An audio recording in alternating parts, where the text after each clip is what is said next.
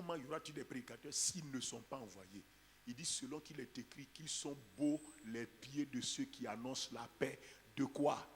De ceux qui annoncent de bonnes nouvelles. On t'a déjà envoyé pour aller annoncer la paix, la bonne nouvelle. N'allez jamais annoncer des problèmes. N'allez pas annoncer des palabres.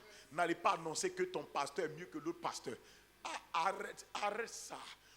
L'évangile n'est pas une affaire de... Ne faut aller chercher par là, gens, que oui, à vous là, je vais casser vos fétiches. Et tu t'es insulté les fétiches des gens. Tu t'en fais ceci, cela. Prêche Jésus-Christ, ce qu'il a fait dans son amour pour les gens. L'évangile est simple. Tu allais faire par là, quoi. Philippe est arrivé dans la ville de Samarie. Simon le magicien. Est-ce que vous savez que Philippe n'a même pas parlé de Simon? Il a prêché. On dit Philippe prêcha le Christ. Merci. Philippe prêcha le... Écoutez, il y a des choses qui meurent quand tu parles de leur solution. Il y a compris ce qu'il a dit là? Il y a des choses qui meurent d'une mort naturelle quand tu parles de leur solution.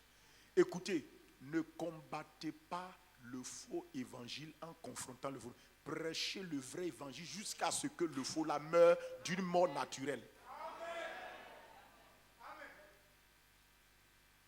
Qu'est-ce qui fait qu'ici, là, les démons, là, on a tellement valorisé Christ que les démons ont peur.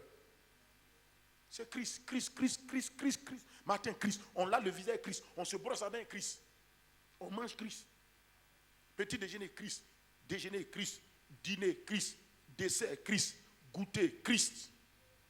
On a tellement parlé qu'on a tué la mentalité de présence de Satan dans les gens.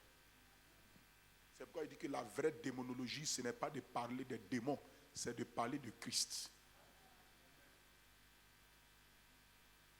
Beaucoup d'écoles ont dit démonologie, ils ont parlé des démons. Ils s'envolent quand les démons, tant. La vraie démonologie, écoutez, il ne faut pas me dire le contraire. Jésus n'a jamais fait la démonologie en prêchant les démons. Il a prêché le royaume de Dieu est là. Il dit le royaume de Dieu est là. Le royaume de Dieu est là. En prêchant le royaume de Dieu, il a fait mourir le royaume des ténèbres.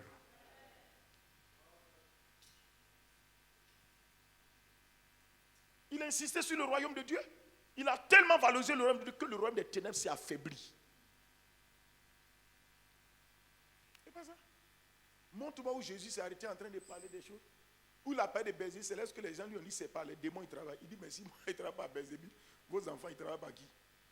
Il dit mais si c'est pas l'esprit de Dieu que je travaille, le royaume de Dieu est venu. Le royaume de Dieu est venu. Toujours le royaume de Dieu. Le royaume de Dieu est venu. Le royaume de Dieu il a tellement amplifié ça que ça a désintégré le royaume de Satan. Il y a plusieurs manières de renverser un pouvoir. C'est de parler du nouveau pouvoir.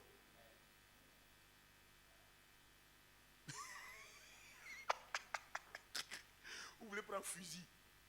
Combattons Satan sans fusil et sans épée. Ou bien, les papas là se souviennent de cette chanson-là. Ô Éternel, notre Dieu, au secours dans ce combat. Toi, tu dis, comment ça dans sans fusil ça, et tu appelles au secours. Il fallait prendre ton fusil et ton épée en même temps. Des chansons aussi. Yeah. Ça, peut-être, c'est un ancien chasseur qui vient à Christ, il va quoi.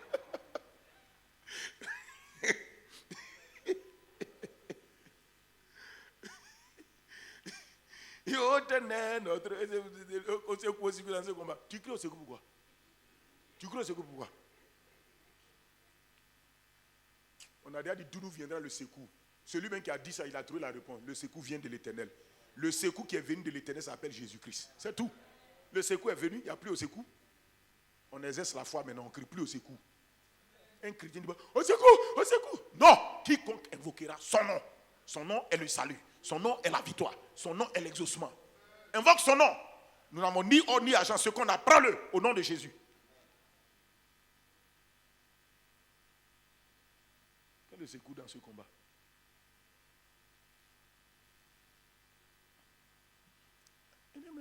La suite, mon ami. Il dit, mais tous n'ont pas obéi à la bonne nouvelle. Ceux on a dit d'aller prêcher, là, ils n'ont pas obéi pour aller prêcher. Ceux à qui on a annoncé, ils n'ont pas accepté. Il y a deux choses qui font quelque chose là, c'est ça. Il dit aussi, Esaïe dit-il, Seigneur, qui a cru à notre prédication? Qui a accepté ce qu'on a dit? C'est vrai, Jésus t'a dit que tu vas prêcher, il y a des gens qui vont croire, d'autres ne vont pas croire. Mais ceux qui vont croire, c'est quoi?